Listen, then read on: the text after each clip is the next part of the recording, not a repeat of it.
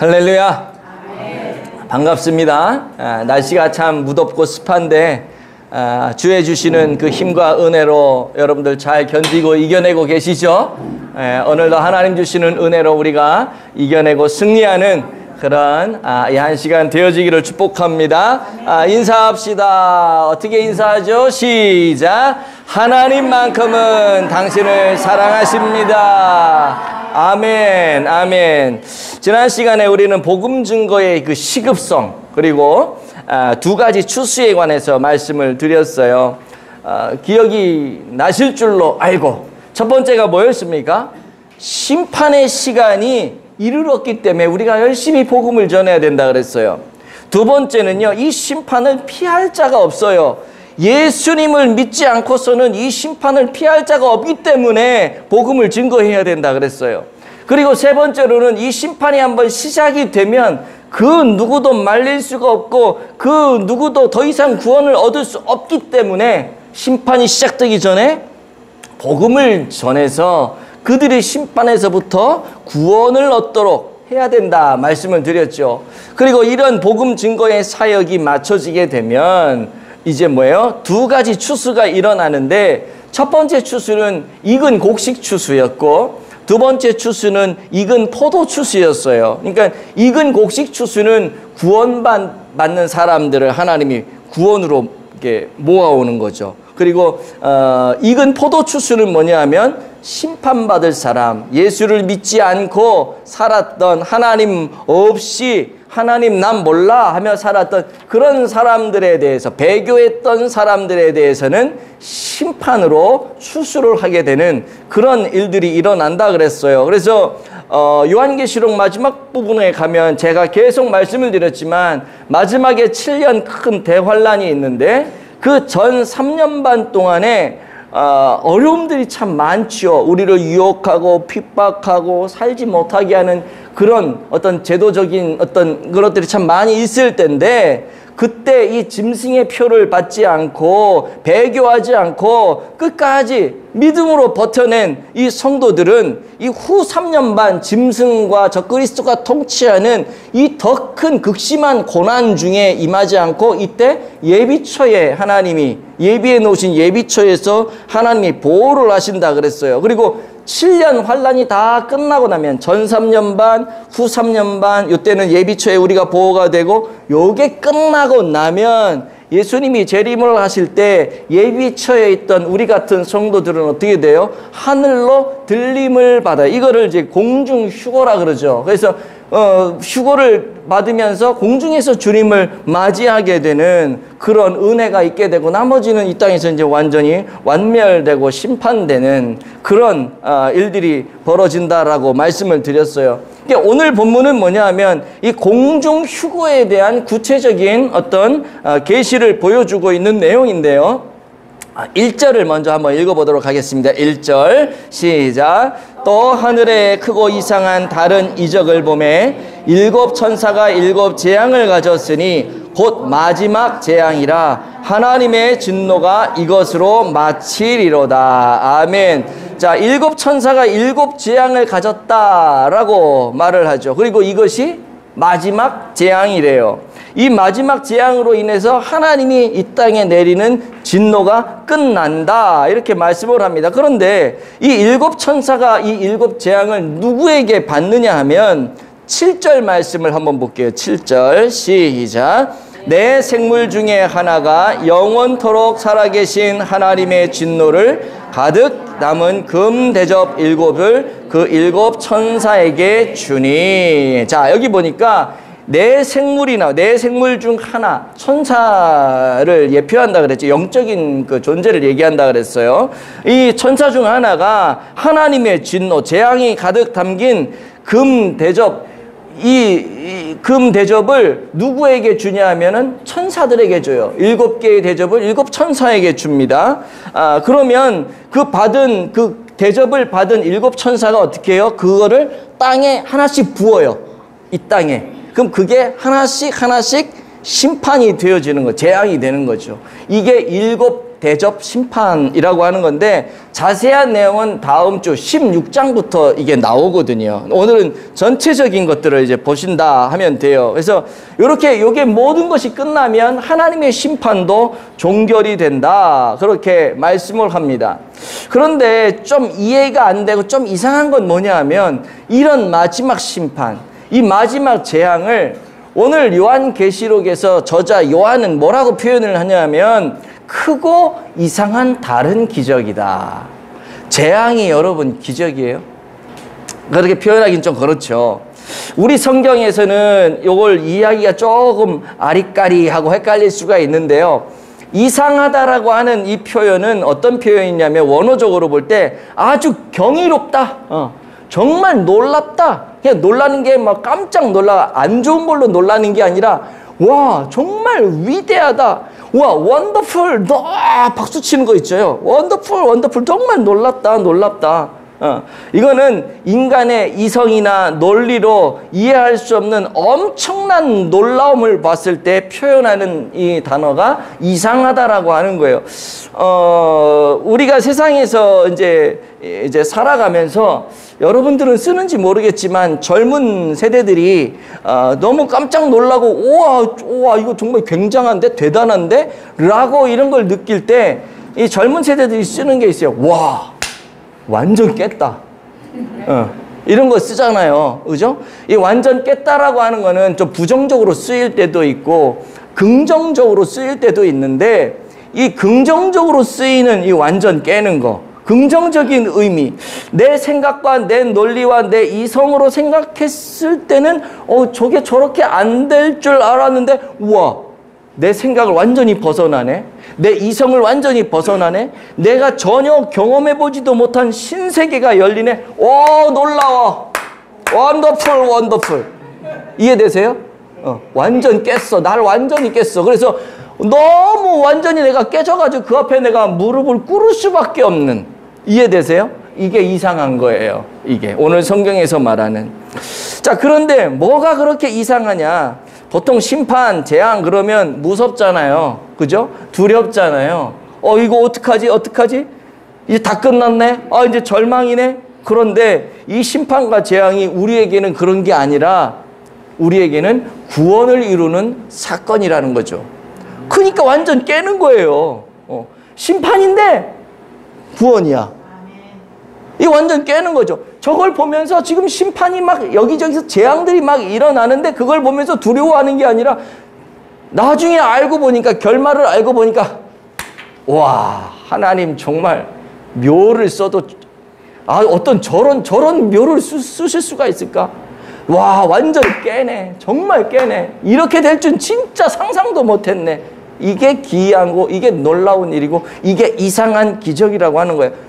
재앙인데 우리는 그 안에 구원을 받아요. 이해가 될 수 없는 거예요. 완전히 완전 깼네. 이건 내가 하나님한테 무릎 꿇을 수밖에 없네. 내가 아무리 버틸려고 해도 이건 하나님이 정말 굉장하다고 내가 인정할 수밖에 없네. 이게 이상한 거예요. 그게 기적이라고 표현되는 겁니다. 그래서 결국 그 마지막 심판과 재앙을 통해서 누가 살아남느냐? 혹독한 시련과 환난과 유혹 속에서도 이 짐승표를 받지 아니하고 끝까지 믿음으로 버텨낸, 아마 짐승표 받는 사람들도 분명히 있겠죠. 있으니까 이거 받지 말라고 계속 얘기하겠죠. 그 짐승표를 받게 되는 결정적인 이유는 아마 경제적인 것이 아닐까 싶어요. 먹고 살아야 되는데 여러분 요즘도 우리 그러잖아요. 먹고 살려면 어떻게 해요?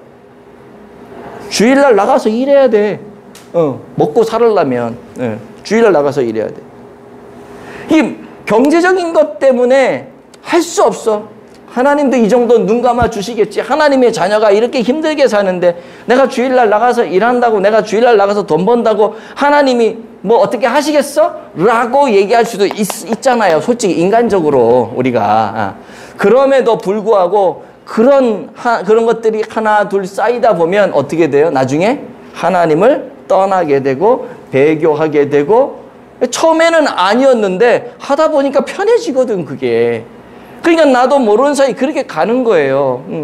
이거 안 하고 끝까지 믿음을 지키는 성도들, 힘들지만 믿음을 지키는 성도들이 어떻게 돼요? 이런 구원을 받게 되는 것입니다. 그래서 우리가 복음을 증거해야 되는 거예요. 우리만 구원받는 것이 아니라 아직 예수님을 알지 못하고 믿지 못하는 자들이 다 구원을 받을 수 있도록 복음을 증거해야 되는 것이죠. 그게 하나님의 마음이에요. 그들을 구원해내는 게. 그래서 그 마지막 심판을 요한이 오늘 뭐라고 표현하냐면 이상한 다른 기적이다. 그 재앙을 통해 구원을 해 나가시는 게 너무 이상해요. 자, 2절을 볼게요. 2절에 시작. 또 내가 보니 불이 섞인 유리바다 같은 것이 있고 짐승과 그의 우상과 그의 이름의 수를 이기고 벗어난 자들이 유리바다가에 서서 하나님의 검은 거를 가지고 아멘. 자, 여기 보시면 요한이 뭘 보냐면 불이 섞인 유리바다 같은 걸 봐요. 그리고 거기에서 뭐가 있냐면 짐승과 그 우상과 그의 이름의 수 666이죠. 이름 그 짐승의 이름의 수 666. 그다음에 짐승의 표라고 얘기를 할 수 있죠. 이 사단의 표를 받는 자들을 다 이겼대요. 그 모든 유혹과 그 핍박을 다 이긴 자들, 그리고 모든 환란에서 벗어난 자들이 지금 거기 유리바닷가에 쫙 서 있는 겁니다. 이해되세요? 그러니까 7 대접 심판으로 인해서 이 땅에 마지막 하나님의 심판이 내려지고 지구가 완전히 불덩이가 돼서 완멸이 되게 될 때 하나님께서 하나님의 백성들을 어떻게 해요? 거기 땅에 이 지구가 불덩이가 되는데 땅에 있으면 다 죽잖아. 하나님의 사람들도. 그러니까 하나님의 사람들을 뭐 예비초에 있던 하나님의 사람들을 공중으로 들림받게 해서 인도하는데 그 인도받아서 간 곳이 어디냐? 유리바다. 하늘 위에 있는 유리바다. 어떤 사람은 이것을 하나님의 보좌 앞에 우리가 계시록 4장 볼 때 보좌가 있고 내 그 생물이 있고 뭐 유리바다 같은 게 있고 또 위에 그런 구조들을 얘기한 적 있죠. 보좌 근처에 있는 유리바다라고 얘기하는 사람들도 있고 또 어떤 사람은 아니다. 유리바다가 하늘에만 하나만 있겠냐. 요거는 하나님이 특별히 이 사람들을 위해 예비해 놓은 이 땅에서 예비처와 같은 그런 하늘의 어떤 유리바다라고 유리처럼 보이는 그런 진짜 바다는 아니잖아요. 거기가 거기에 뭐가 그 하나님의 사람들을 안식할 수 있도록 그런 공간이다 이렇게 얘기를 하는 사람들도 있어요. 가보지 않았으니 알 수는 없지. 우리는 이거일 수도 있고 저거일 수도 있지만 중요한 건 뭐냐면 하나님께서 이 땅의 심판을 면하게 하시고 공중 들림받게 휴거되게 하셔서 하늘나라의 안전한 처소를 예비하고 있다는 거예요. 우리를 위해서. 그리고 거기에서 이 사람들이 뭘 하냐면요. 3절 한번 보겠습니다. 3절 시작. 하나님의 종 모세의 노래 어린 양의 노래를 불러 이르되 주 하나님 곧 전능하신 이시여 하시는 일이 크고 놀라우시도다. 만국의 왕이시여 주의 길이 의롭고 참되시도다. 아멘. 한마디로 얘기하면 이 유리바다에 이제 사람들이 있는데 그 사람들이 뭘 하냐면 하나님을 찬양하고 있어요. 하나님을 찬양해. 근데 아까 말씀을 제가 안 드렸는데 여기 유리바다가 불이 섞인 유리바다라 그랬잖아요. 이 뭐냐 하면은 이 땅에서의 그 불바다가 되는 이 지구 완멸을 통해서 핵전쟁이든 어떤 사람은 지구 안에 있는 내핵이 폭발해가지고 이 지구가 불덩이가 된다 이런 얘기들도 하고 그러는데 모르겠어요. 그 신학자들이 하는 얘기니까 어쨌든 이 지구가 불바다로 인해서 전멸이 되게 될 때 이 지구가 활활 타오를 때 그 불빛이 하늘의 유리바다에 비치는 거예요. 그게 붉은 유리바다예요. 학자들이 그렇게 다들 설명을 해요. 내 말이 아니라. 근데 제가 봐도 그런 것 같아요. 그런 상황 속에서 하늘에서 이 사람들이 지금 하나님을 찬양하고 노래하고 있다는 거예요. 모세의 노래를 부르고 어린 양의 노래를 부르면서 하나님을 막 높이고 있어요. 자, 그렇다면 여러분 모세의 노래가 뭐예요? 어린 양의 노래가 또 뭐예요? 우리가 다 아는 거거든요. 사실은 모세의 노래라고 하는 거는 과거 이스라엘 백성들이 출애굽할 때 그 출애굽 사건을 경험하면서 하나님이 놀랍게 자기들을 구원해 내신 그 구원을 노래하는 겁니다. 이스라엘 백성들이 어둠의 세상을 상징하는 그 애굽에서 힘겨운 그 노역 생활을 했잖아요. 노예 생활을 했잖아요. 그때 이스라엘 백성들이 하나님 나 못 살겠습니다. 나 여기 힘들어서 못 살겠습니다. 이러다 우리 민족 다 멸망하겠습니다. 우리를 좀 여기서 구원해 주세요. 도와주세요. 그랬을 때 하나님이 그들의 기도를 들으시고 이 애굽 땅에 10가지 재앙을 내리시죠. 그래서 피, 개, 이 파, 피, 개구리, 이 파리 10가지 재앙을 내리세요. 피, 개, 이 파, 악독, 우매, 흑장. 이 10가지 재앙을 맨 끝에 장이 뭐예요? 장자의 죽음. 9배 흑은 뭐예요? 흑암. 이렇게 외웠다는 거예요, 저는. 그래서 이런 재앙을 내릴 때마다 바로가 그래 가라 그러다가 또 괜찮아지니까 아니야 취소 가긴 어딜 가?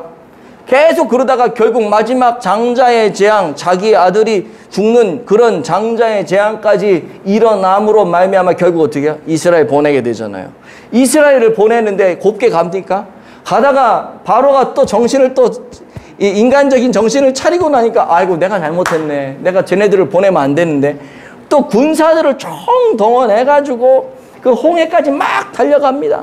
그러니까 이스라엘 입장에서는 어때요? 큰일 난 거예요. 앞에는 홍해가 있지 뒤에는 군대가 쫓아오지 도간의 등 뒤에요. 꼼짝없이 죽을 수밖에 없어. 아이고 이러다 우리 다 죽었네. 난리 났네. 그리고 이제 하나님을 또 찾는 거죠. 그랬더니 하나님이 어떻게 해요? 앞에 홍해의 길을 쫙 열어버리시잖아요. 그리고 다 건넜어요. 건너고 났더니 뒤에 쫓아오던 애국 군대들이 홍해 안에 막 말 타고 막 다 들어가니까 하나님이 홍해 문을 딱 닫아버리셔서 다 거기서 수장시켜 죽여버리잖아요. 이때 어느 정도로 애굽의 타격이 컸냐면 애굽이 망할 정도로 그만큼 엄청난 기적이에요. 걔네들한테는 재앙인데 하나님의 백성들에겐 구원이에요. 이해되세요?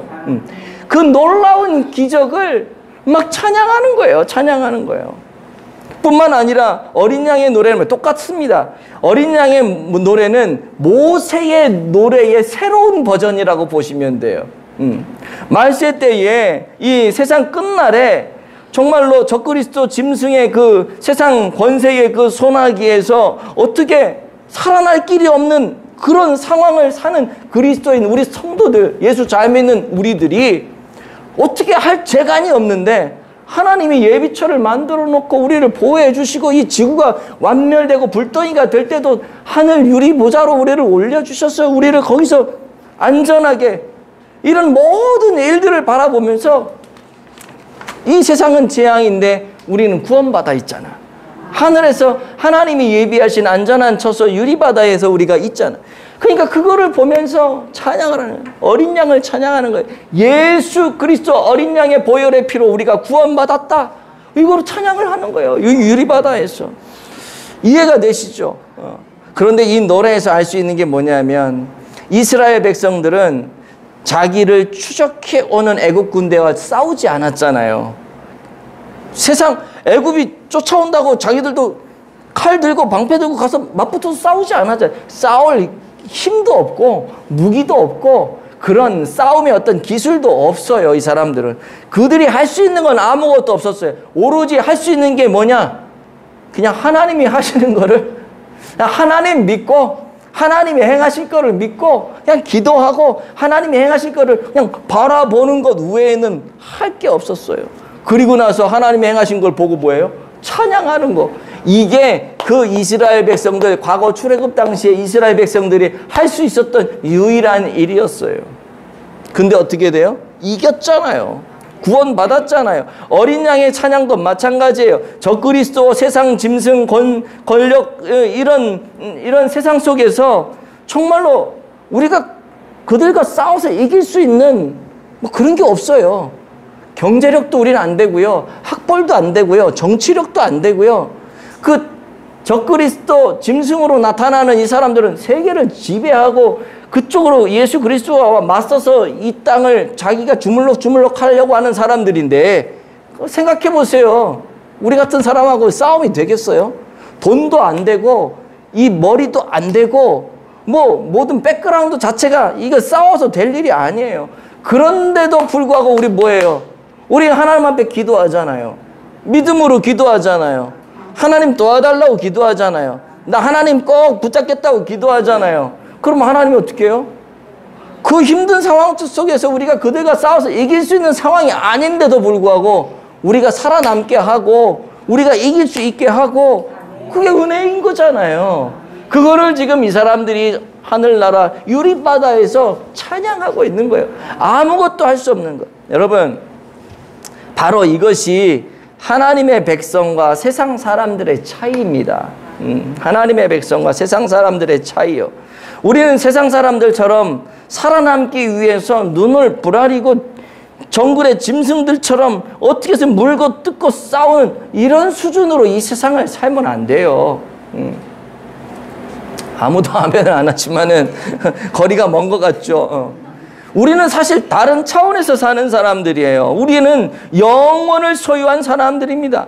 비록 우리의 육신은 이 땅 가운데 거하지만 우리는 하늘의 시민권을 가지고 하나님의 자녀로 하늘나라를 누리며 살아가는 그런 사람들이라고요. 그러니까 세상의 방식으로 하늘의 사람이 세상의 방식으로 살면 안 되잖아요. 그 세상의 방식처럼 치고받고 싸울 이유가 없는 겁니다. 하나님만을 믿고 그분만을 의지하며 그분이 행하시는 놀라운 일들을 보면서 하나님 감사합니다. 하나님 찬양합니다. 이게 우리가 살아가는 방식이에요. 여러분, 다윗 아시죠? 다윗이 골리앗과 싸웠잖아요. 누가 이겼어요? 다윗이 이겼어요. 자, 다윗이 골리앗과 싸워서 골리앗을 무너뜨렸습니다. 자, 다윗이 골리앗과 똑같은 방법으로 싸웠나요?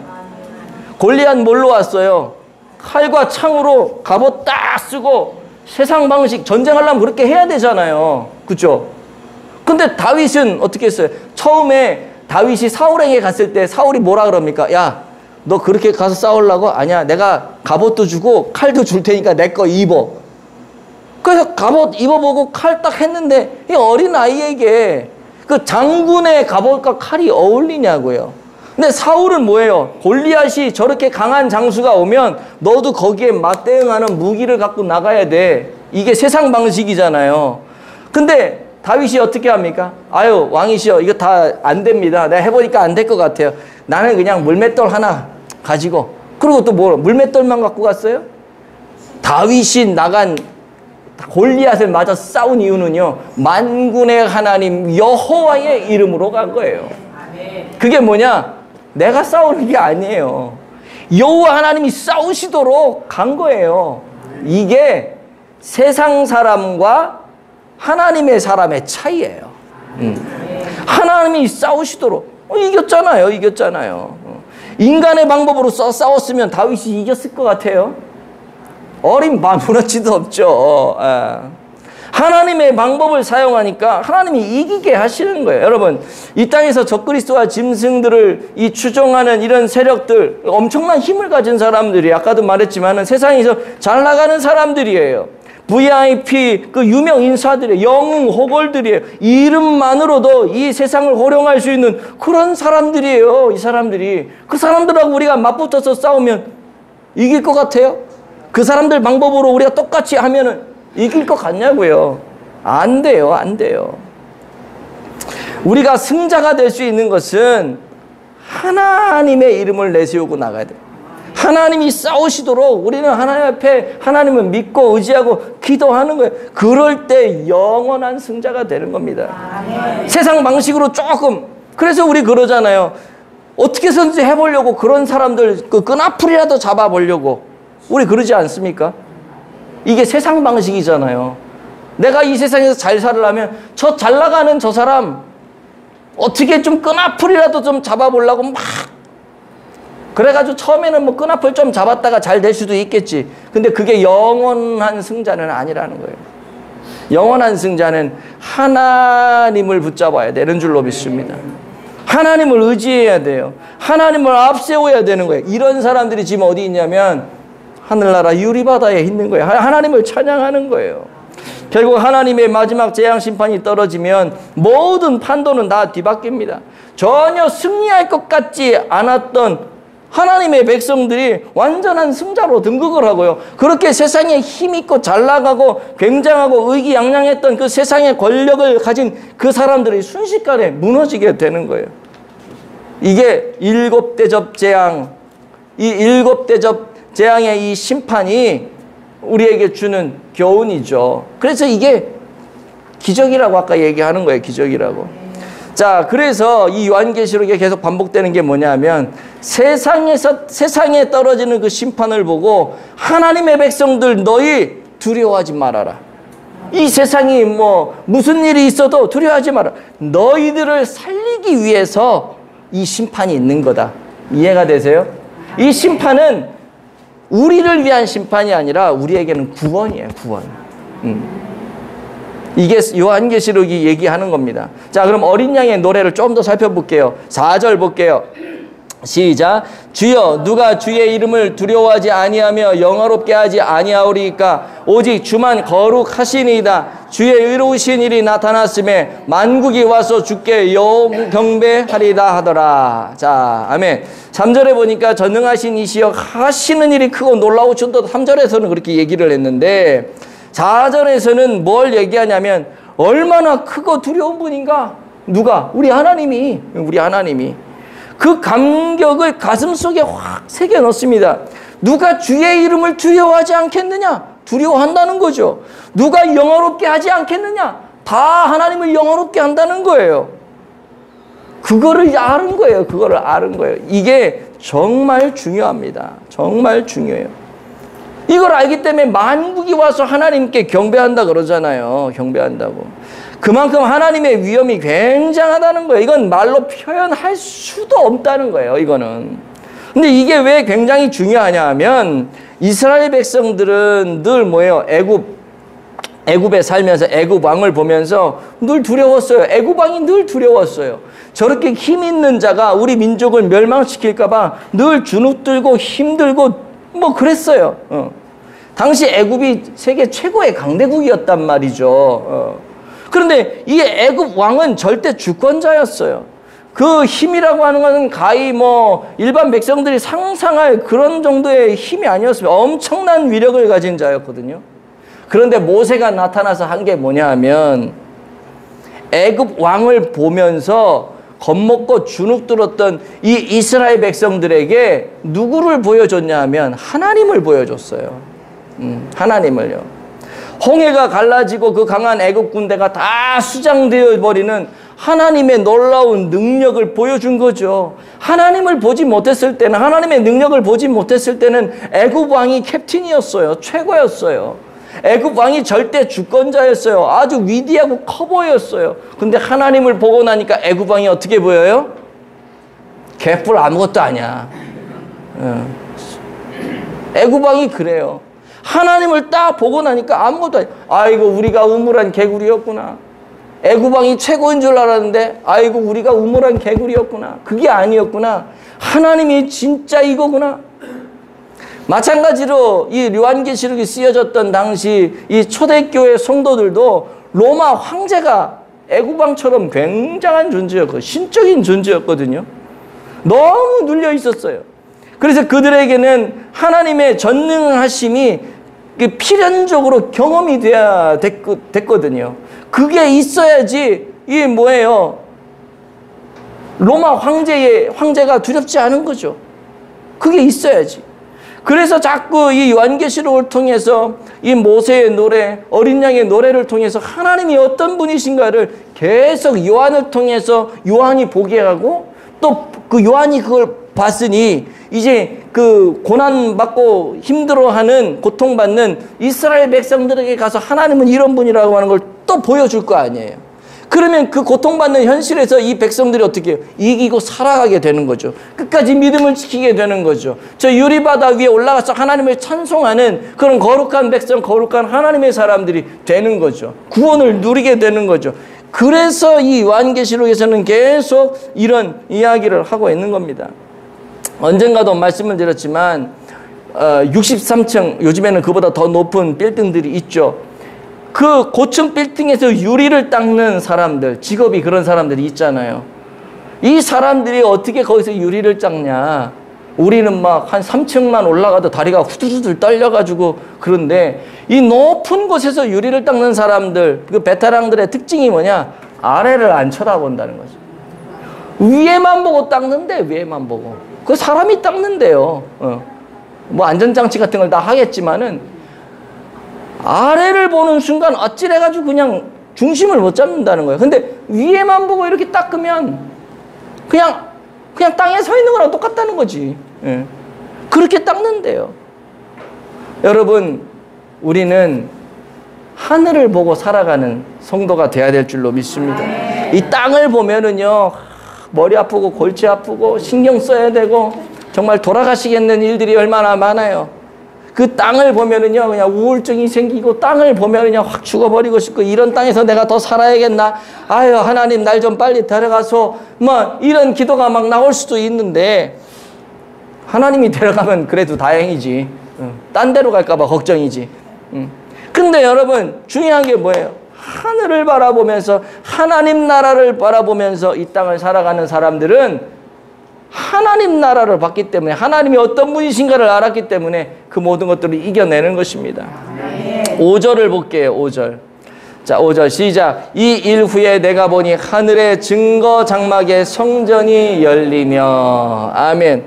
자, 요한이 또 다른 걸 보는데요. 하늘의 증거 장막 성전이 열리는 것을 보게 됩니다. 이 증거 장막 성전을 사칭한 이단이 있죠. 신천지 예수교 증거장막 성전 과천 본부에 있어요. 이 신천지 이만희가 요 말을 그대로 좋은 말은 이단들이 다 가져가. 사실 신천지도 좋은 말이거든요. 신천지가 뭐예요? 새로운 천지, 새 땅과 새 하늘, 이게 신천지잖아요. 그러니까 좋은 말들은 지들이 다 가져가. 여기 뭐예요? 증거장막 성전, 이것도 좋은 말들은 다 가져가. 우리가 안 쓰니까 지들이 갖고 가는 거예요. 그래서 우리 회개해야 돼. 그런 면에서 우리도. 자, 무슨 얘기냐? 이 증거장막 성전은 하나님의 보좌를 상징하는 그런 겁니다. 증거장막이라고 하는 거는 하나님의 증거궤, 그 성막 안에 증거궤라, 갑자기 법궤, 그게 증거궤잖아요. 그게 있는 곳 지성소를 얘기한단 말이에요. 하늘의 지성소. 거기에서 뭐예요? 하나님이 계시잖아요. 그 하나님의 보좌, 하나님의 지성소에서 하나님이 이 세상을 다 운행하고 있어요. 근데 그걸 지금 보는 거예요. 그게 열렸잖아요. 지금 열렸잖아요. 그러니 걱정이 있을까 없을까? 없지. 하나님이 하시는 일들을 쭉 보니까 문제될 게 하나도 없어. 지금 내가 땅만 쳐다보고 있으니까 문제인데 하나님이 하늘에서 뭔 일을 하고 있는지 보니까 이거 내가 걱정할 게 아니구나. 하나님이 이거 이렇게 하시려고 이렇게 하는 거였구나. 이게 다 보이는 거예요. 하늘이 열린다라고 하는 말이 요한계시록에서는 참 자주 나오는데요. 초대교회 성도들에게 하늘이 열린다라고 하는 걸 자꾸 보여주는 이유가 뭐냐? 이 땅이 너무 힘들기 때문에 하늘이 열려서 하늘을 보게 하시는 거예요. 그래야지 이 땅의 현실들을 이겨나갈 수 있는 거 아닙니까? 근데 요즘에는 하늘이 잘 안 열리죠. 하늘이 열려서 하늘에 하나님의 보좌를 여러분들 매일 보십니까? 그거 보면 걱정이 없어. 근데 그게 안 보이니까 맨날 걱정하는 거야. 그게 안 보이니까. 왜 안 보이나 했더니 이 땅에 하늘문 비슷한 게 너무 많아. 거기까지 안 가도 그냥 여기서 볼만한 게 꽤 있어. 그러니 하늘문을 사모하질 않아. 열리기를 사모하지 않아. 거기까지 안 가도 여기서도 좀 볼 수 있네. 그러니까 이게 안 열려. 이게 안 열리고 맨날 세상에서만 보니까 늘 그거 보면서 진짜 하늘문을 봐야지 걱정이 떠나지고 근심이 떠나고 이게 되는데 하늘문은 안 보고 이 땅에서 짝퉁 같은 거 이렇게 쳐다보면서 맨날 그러니까 개 열받고 힘들어지고 아유 내 신세야 내 팔자 타령하고 이러는 거 아니에요? 원하기는 여러분에게 하늘문이 열려 그 하늘을 바라볼 수 있는 은혜가 있기를 축복합니다. 하늘문이 열리면 도저히 대책이 없이 파탄났던 가정들이 회복되고 돌아온다니까요. 하늘문이 열리면은요, 정말 해결되지 않는 내 자녀들이 다시 집으로 돌아와요. 하늘문이 열리면 도대체 끊을 수 없는 술, 담배, 도박, 중독, 음란물 이런 모든 것들이 나도 알지 못하는 사이에 다 끊어진다요. 하늘문이 열리면 내 가슴 속에 있는 그 분노가 사그라들고 하늘의 평화가 막 찾아오는 거예요. 내 현실에 생각하지도 못했던 돌파구들이 막 뚫리고 열려지고 해결되어지고, 아무도 아멘을 안 하지만 하늘문을 열어본 사람들이 그걸 아멘 할 수 있는 거지. 믿음으로 아멘 한 거죠. 그렇게 될 줄로 믿습니다.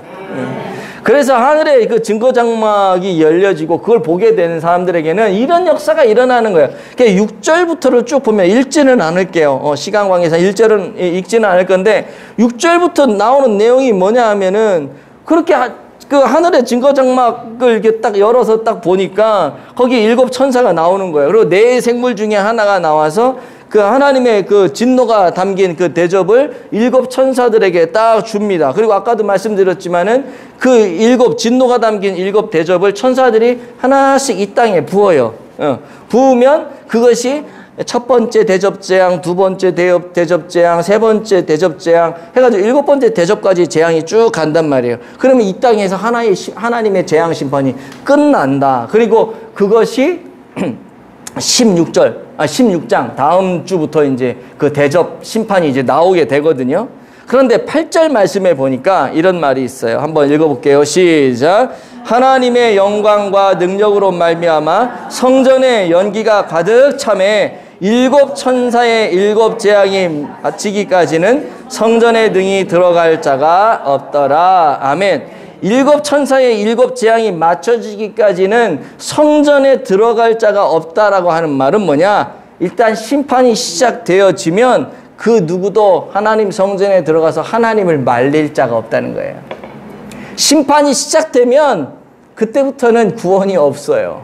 그때부터는 은혜, 사랑 이런 거 없어요. 심판이 시작되어지면 그렇게 되는 거예요. 그래서 그 날이 오기 전에 우리가 복음을 증거해야 되는 거죠. 내 사랑하는 사람들이 그 심판 안에 떨어지면 안 되잖아요. 그 복음을 증거해야 되는 거예요. 내가 조금 욕 들어먹는 한이 있더라도 강권해야 된다고 제가 말씀을 드렸죠. 지난주에도 읽었지만 한 번 더 읽겠습니다. 고린도후서 6장 2절 말씀. 자, 시작. 이르시되 내가 은혜 베풀 땐 너희에게 듣고 구원의 날에 너를 도왔다 하셨으니 보라 지금은 은혜 받을 만한 때요 보라 지금은 구원의 날이로다. 아멘. 아직까지는 구원받을 때고 아직까지는 은혜가 임하는 때라고 하는 거예요. 아직까지는 자비도 있고 사랑도 있고 은혜도 있고 구원도 다 받을 수 있어요. 그러나 이때가 지나가면 하늘문이 닫혀요. 이제는 하나님의 성소에 들어갈 자가 없어요. 하나님을 말릴 자가 아무도 없습니다. 그래서 우리는 복음을 오늘도 내일도 우리에게 주어진 그날까지 복음을 증거해야 되는 것이죠. 말씀을 맺겠습니다. 사랑하는 여러분, 이 세상은 아무리 화려해 보여도 멸망하기로 작정된 세상이에요. 보셨잖아요. 그죠? 멸망하기로 작정된 세상. 너무 많이 사랑하지 마세요. 어차피 멸망할 세상. 그리고 이 세상에서 하나님을 모르고 죽어가는 분들을 여러분 가엾고 불쌍하게 여기십시오. 그 무서운 심판의 때가 분명히 온다는 것을 믿는다면 우리가 사랑하는 이들을 위해서 복음을 증거해야 되지 않겠습니까? 이것이 마지막 시대에 우리 함께하는 교회를 세우신 목적이요 또 계시록을 듣게 하신 하나님의 뜻 아니겠습니까? 원하기는 우리 모두가 이런 하나님의 뜻을 잘 깨달아서 하나님의 사랑인 이 복음을 증거하며 세상의 방식이 아닌 하나님의 방식으로 이 세상을 이기는 그런 거룩한 성도들이 다 되시기를 예수님 이름으로 축복을 드립니다.